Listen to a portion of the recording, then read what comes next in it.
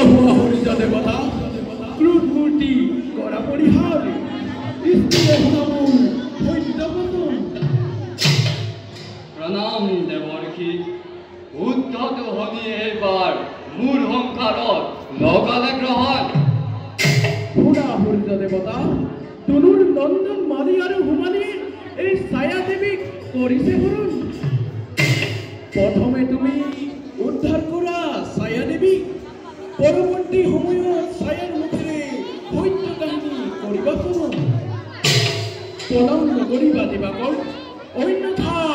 হৰিৰ কোপালত ভস্ম হ'ব সমগ্ৰ ধৰণী মণ্ডল দেৱৰ্ষি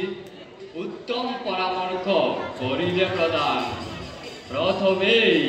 প্ৰথমেই উদ্ধাৰ কৰি ছায়া দেৱী